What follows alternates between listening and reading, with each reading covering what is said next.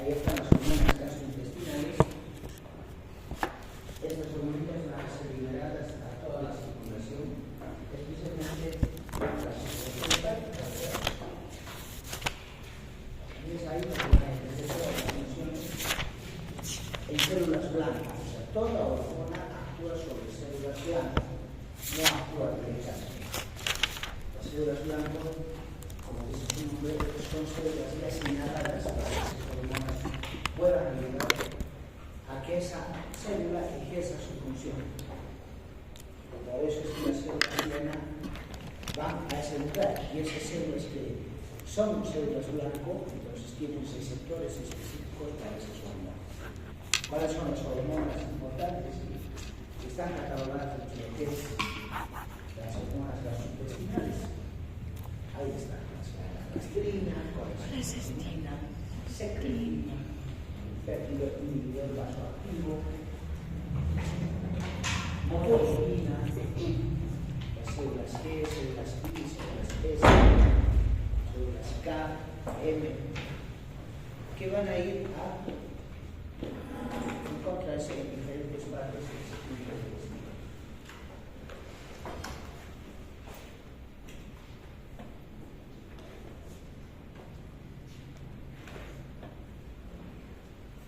Entonces, todas estas hormonitas, todas estas hormonas van a cumplir otras funciones a través de células blanco para la liberación del ácido gástrico, el crecimiento de las células mucosas, para la liberación de enzimas pancreáticas, para la secreción de la pepsina, la insulina, y obviamente tiene mucho que ver también con la movilidad del tránsito.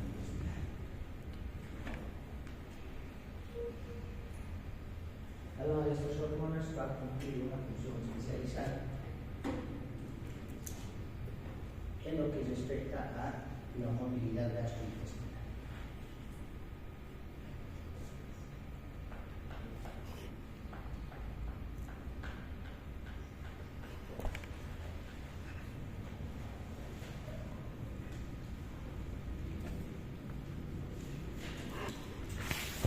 Bien. Movimientos característicos que tiene el tubo digestivo. Es importante estudiar esta parte porque es gracias a ese movimiento en que los alimentos van a progresar desde el estómago hasta la parte gestal para su eliminación posterior, ¿verdad? Entonces, el tubo digestivo es autónomo y tiene unos movimientos. Estos movimientos los generalizamos con el nombre de peristaltismo intestinal. Ondas intestinales a través de ondas, anillos de constricción en el intestino grueso, gracias a la musculatura que tiene las paredes de esta víscera buena. Entonces, en clínica, en la auscultación, ya nos referimos a fluidos hidroaéreos, peristaltismo positivo, portorismo, que se llama. Entonces eso nos va a notar a nosotros con la auscultación de que hay movimiento y hay actividad intestinal y no hay una anatomía que es contraproducente para la recuperación de pacientes positivos. Entonces esos dos tipos de movimientos que hacen funcionar el tubo digestivo son los movimientos de propulsión y los movimientos de mezcla. Los movimientos de propulsión, como su nombre indica, es ese peristaltismo, ese movimiento a través de un anillo convexivo. O sea, es como alguna vez han visto moverse un museo, ¿verdad? Parece que estuviera propulsando, empujándose a través de anillos, empujamiento, pero tiene varios tapices por eso, para ayudar a ese movimiento. Entonces, los movimientos de peristaltismo y de propulsión son así, que se desplazan en un solo sentido. Y esto es más que todo en vísceras huecas, en vísceras tubulares. Ahí las contracciones se dan gracias a la actividad de las células musculares y generalizan la estimulación a todo el tubo digestivo.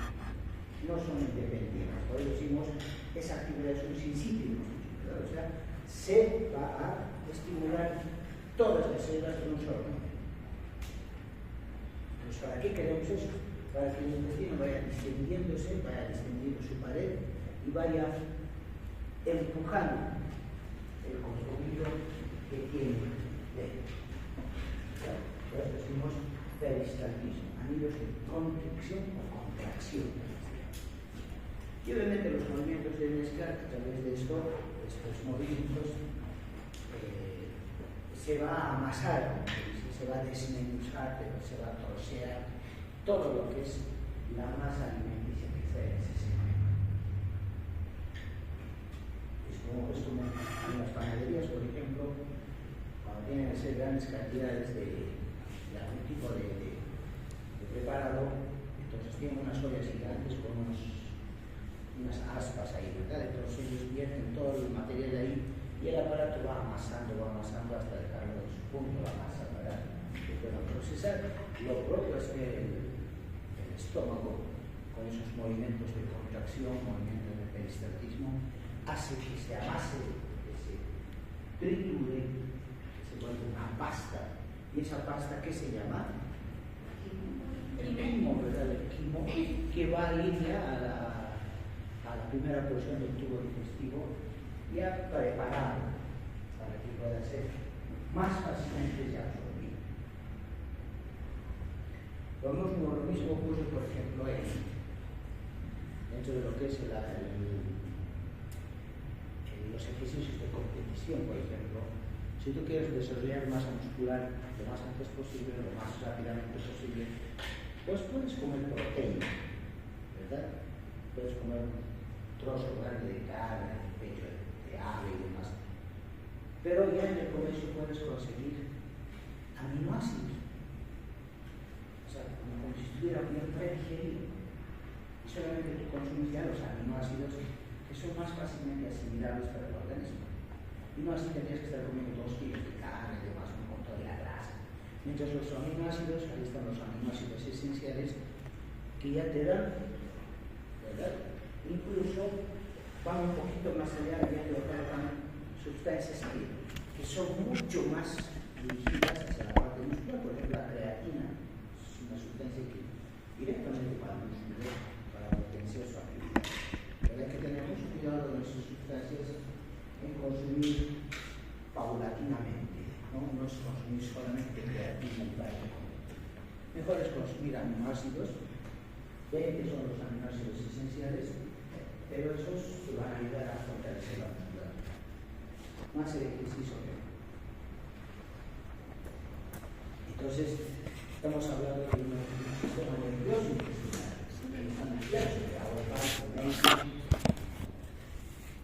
ese plexo comanda la actividad peristáltica, porque son movimientos musculares nerviosos. Entonces, en todo el tubo digestivo, ¿quién se va a ver este tipo de células nerviosas que están en túbulos, plexos, como se dice, para que se pueda ir moviendo por los movimientos del tubo digestivo? Hay situaciones patológicas en que, por alguna razón genética, hay personas que no tienen esos plexos.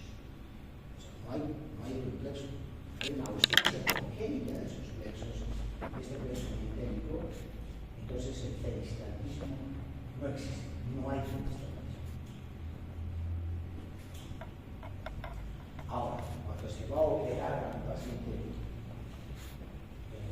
se va a tocar el tubo digestivo, hay que parar ese peristaltismo, porque puede ser contraproducente a la hora de manipular, a la hora de cortar, a la hora de seccionar o hacer nudos de fijación y todo ello. Puede ser contraproducente porque ese peristaltismo es una onda muy fuerte, una contracción fuerte. Incluso te puede desgastar la estructura.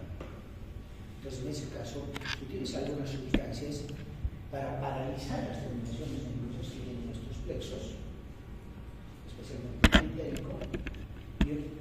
¿Y para qué? Para que cese la peristalsis. Y ahí se manipula, se hace todo. Por eso, después de la cirugía, hay que estar valorando al paciente dentro de las 24 horas para que vuelva a ese peristaltismo. Porque este peristaltismo, aparte de progresar la masa, alimento y todo ello, pues va a facilitar la circulación también. Se mantiene duro. Se mantiene duro, entonces no va a haber sangre que va a llegar a diferentes lugares. Obviamente se puede necrosar esa parte del tubo digestivo.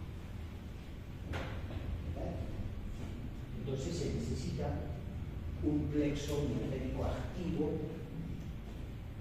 para que haya una peristalsis eficaz.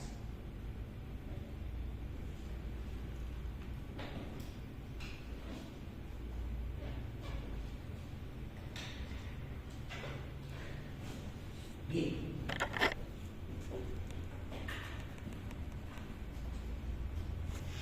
En nuestro medio tenemos el famoso megacolon chagásico, ¿verdad? Es una megavíscera.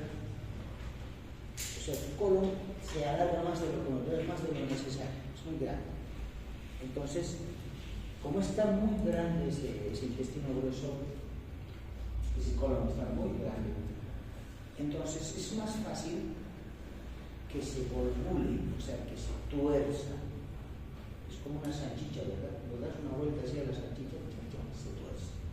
Y eso es lo que pasa en nuestro medio, en aquellas personas que tienen megacolon chagásico. Entonces, en algún momento pueden hacer una especie de estrangulación de lo que es la víscera hueca, y todo lo que va después de la estrangulación se va a ir necrosando de a poco.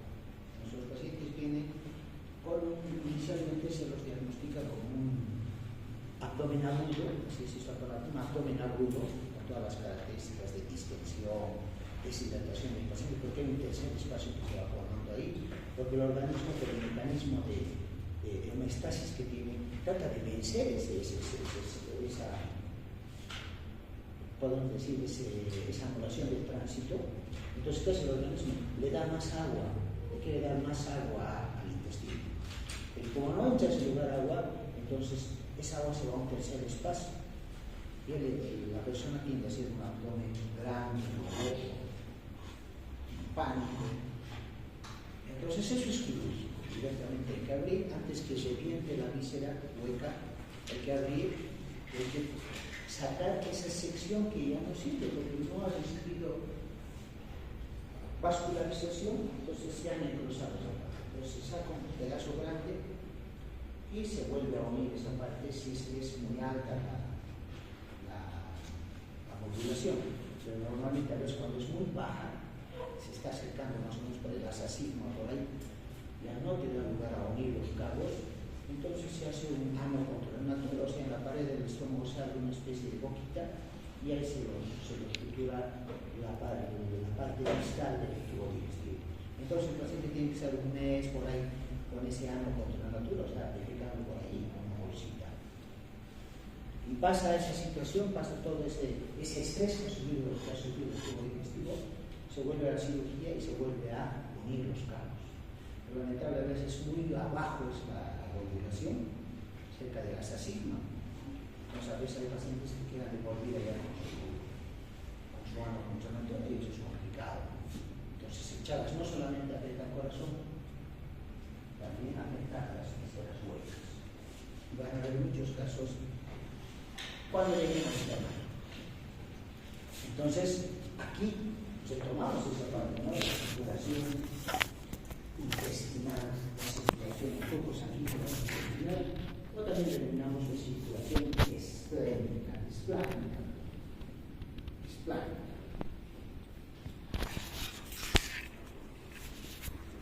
Entonces, ¿por qué decimos sistema esplácnico? Porque está formado por estos órganos. Vasos, intestinos. Si solamente hablarán del hígado, sería circulación portal, ¿verdad? Portal, hígado y intestino, circulación portal. En este caso decimos circulación esplácnica por estos tres órganos que están en estrecha relación: hígado, tenemos páncreas por acá, y el famoso vaso.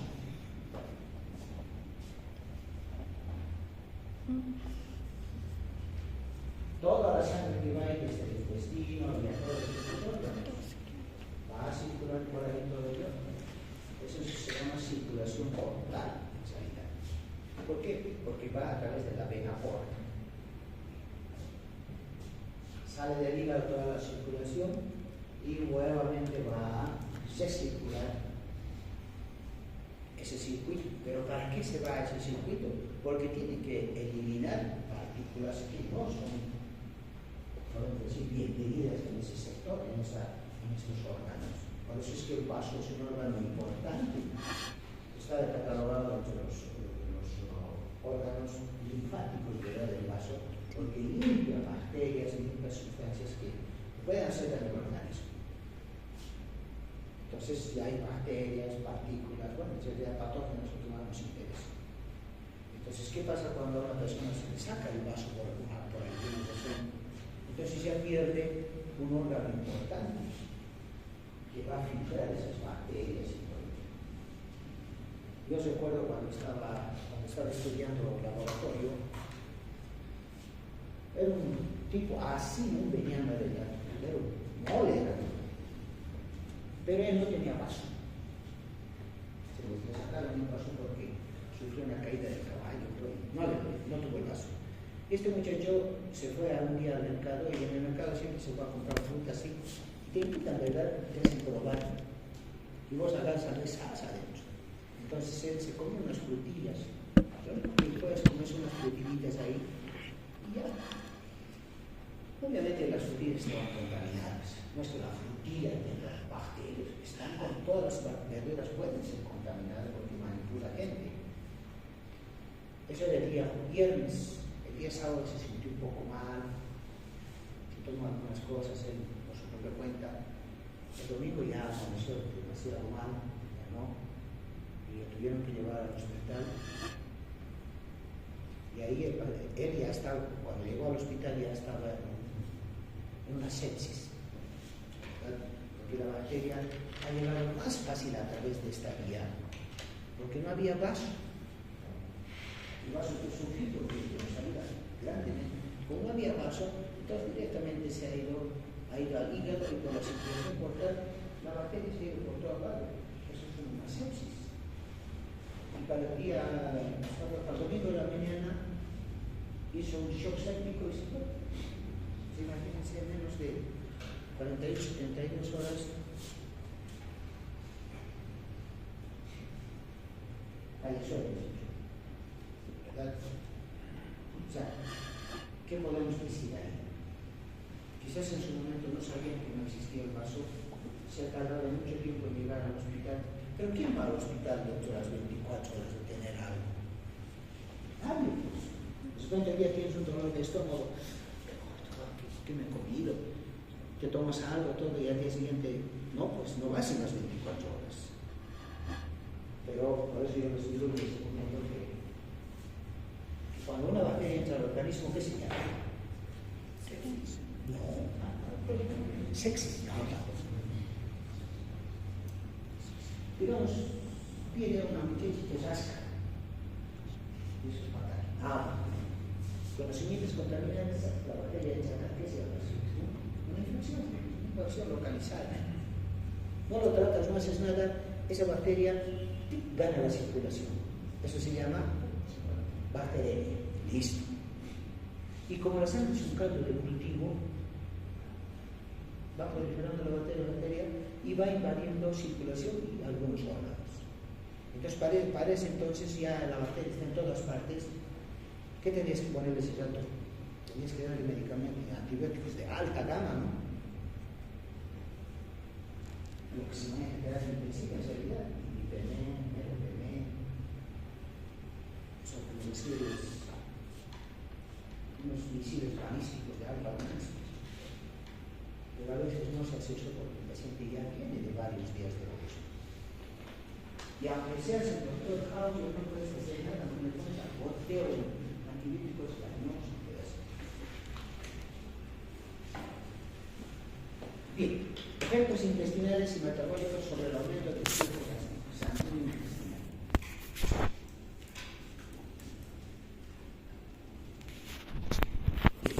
Entonces, ¿a qué se refiere?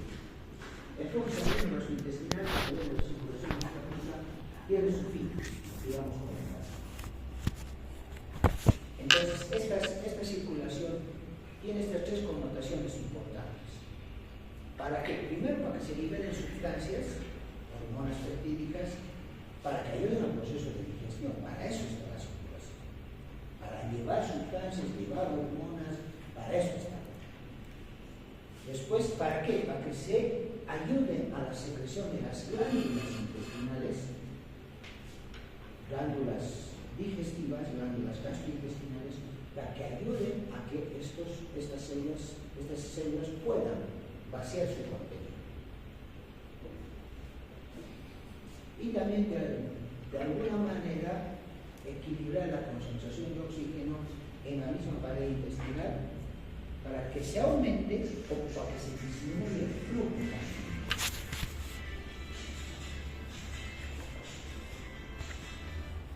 Es un compensador.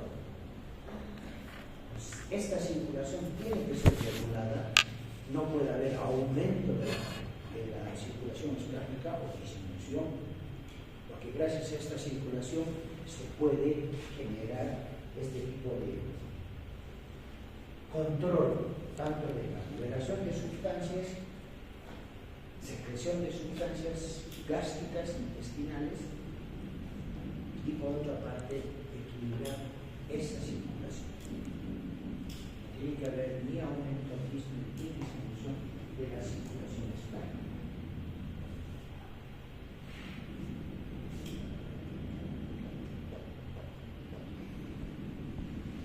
Ahora, ¿qué pasa si hay una disminución de la circulación de la gastrointestinal?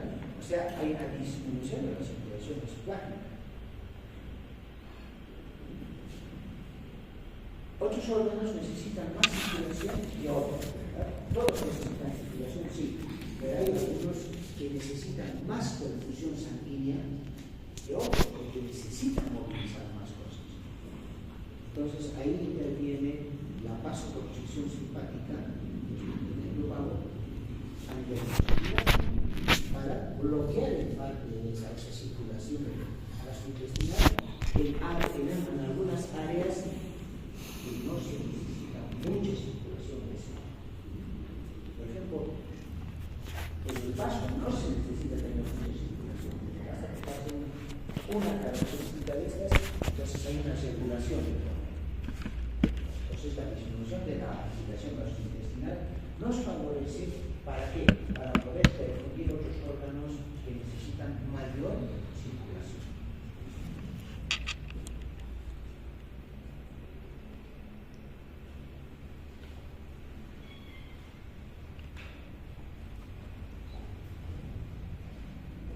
Un ejemplo, un ejercicio totalmente agotador, un ejercicio de competición, un ejercicio de maratón, donde se necesita mucha existencia. Entonces va a haber mayor demanda de circulación a nivel de los músculos, ¿verdad? Y a nivel del corazón tiene que haber. Entonces se reduce la circulación a los órganos para permitir más al corazón y a los músculos. A eso se refiere esta circulación y distensión gastrointestinal. Ahora, imagínense, si hablamos nosotros de una alteración de la irritación gastrointestinal, pero por situaciones mecánicas, traumáticas, lesiones y demás, como en este caso, pues entonces va a haber disminución de la bulimia. ¿Por qué? Porque la sangre está saliendo de los vasos, estamos bajando la bulimia y obviamente se va a instaurar un shock, como se dice, hipovolémico, también llamado hemorrágico. Entonces, este hecho de que haya una lesión, una fila que esté abierta ahí, entonces van a utilizar estas características que estamos hablando y va a haber una vasoconstricción de las venas intestinales y mesentéricas para ahorrar volumen a otros órganos importantes, en este caso el cerebro y demás. Entonces, ¿para qué se da eso? Para mantener la circulación general. Para mantener la circulación general. Esos son parte de los mecanismos compensatorios que tenemos frente a alguna lesión. porque ese dato no se va a instaurar un choque mosáico, un choque hipovolémico, no se va a instaurar en ese momento. ¿Por qué? Porque tenemos estos mecanismos. Pero si esto sigue, se vuelve un ciclo vicioso, y pues al final caemos en el shock. El shock ya es el colapso. Shock, colapso, directamente. El paciente va a entrar en shock. El paciente está en shock. Pues el paciente ya está perdiendo la conciencia, está perdiendo el pulso, está bajando la presión. Entonces el paciente está entrando en shock. Ya no responde bien, no se ubica en tiempo y espacio, ya está totalmente obnubilado. Entonces, si es que hay antecedentes traumáticos, pues es el hemorragia. Y luego dice, causa de muerte. La causa de muerte es esta. No. La causa de muerte es el shock hipovolémico. Esa es la causa. Por eso ha fallado los órganos por esa situación. ¿Por qué se habla del shock hipovolémico? Lesiones por arma punzocortal.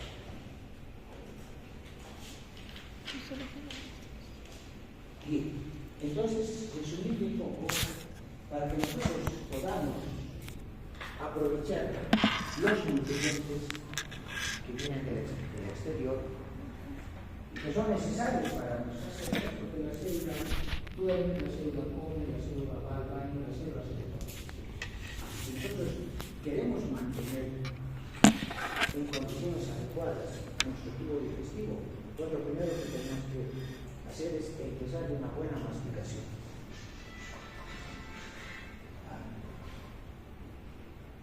Una buena masticación, ¿verdad? Y para eso hay que cuidar el dientecito. Y para eso hay que cuidar los dientecitos. Para eso hay que cepillarse los dientecitos.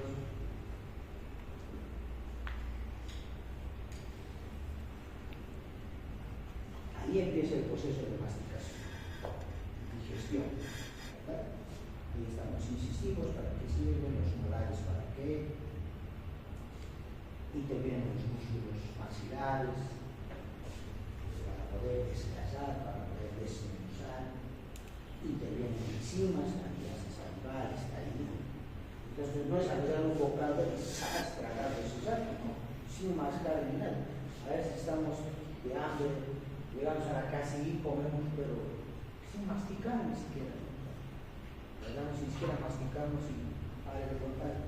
Entonces estamos desaprovechando ese alimento y no se va a utilizar como debería ser.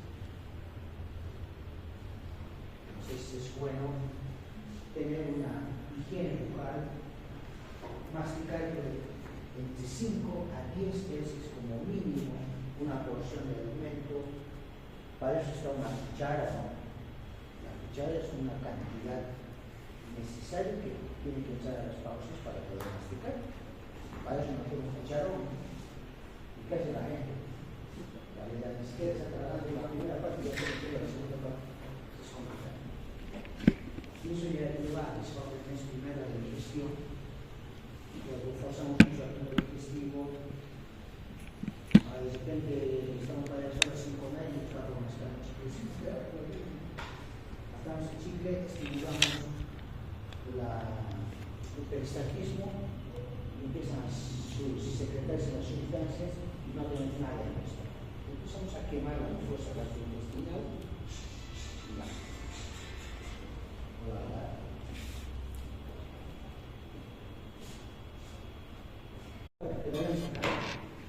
estimulación de la masticación, vamos a ver los reflejos y todo. Quedamos en esta diapositiva.